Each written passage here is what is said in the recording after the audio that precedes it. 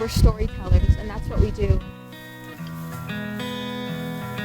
It's a celebration of the buffalo. Dance the buffalo back to the land. Dance back the buffalo. Okay, apiska.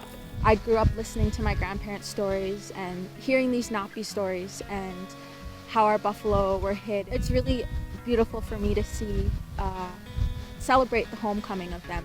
When we got the buffalo in Banff and we secured them and they were on the land, and we had many prayers from community people, from our elders, we celebrated them. We thought this would be a wonderful celebration for the community to come out and join in a festive activity with the buffalo.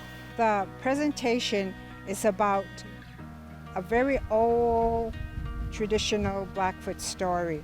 And in Blackfoot territory, we have a person, a spirit by the name of Nappy, and Nappy is our trickster. And as one of the adventures of Nappy, Nappy hid the buffalo in the mountains, and the people were starving because the Nappy had hid the buffalo in the mountains. And so really it's a story about how we get the buffalo back out of the mountains and celebrate.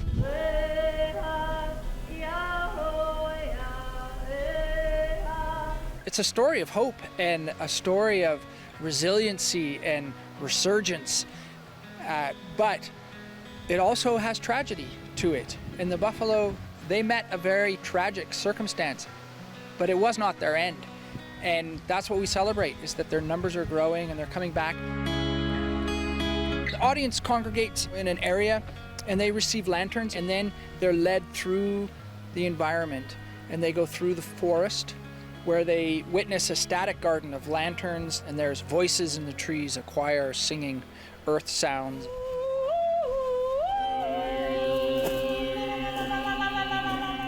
And then you emerge out of that and you see the mother buffalo and the baby buffalo, and then you meet Nappy, the Blackfoot trickster, who tells the story of the buffalo.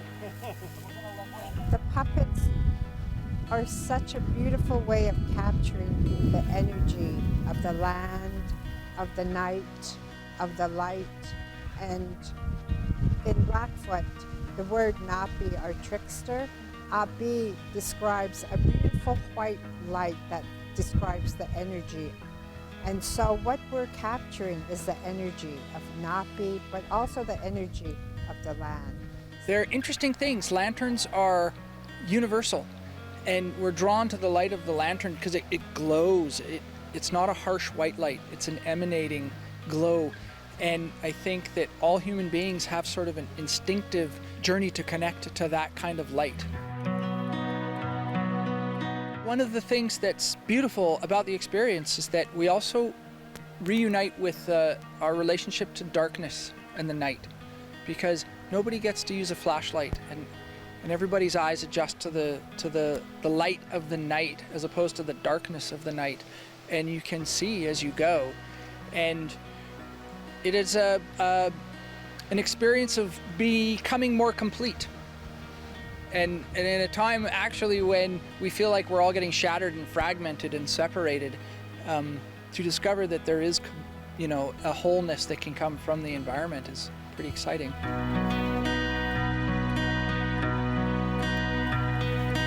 It's really a celebration of a very holistic, traditional, from our point of view, a very native point of view.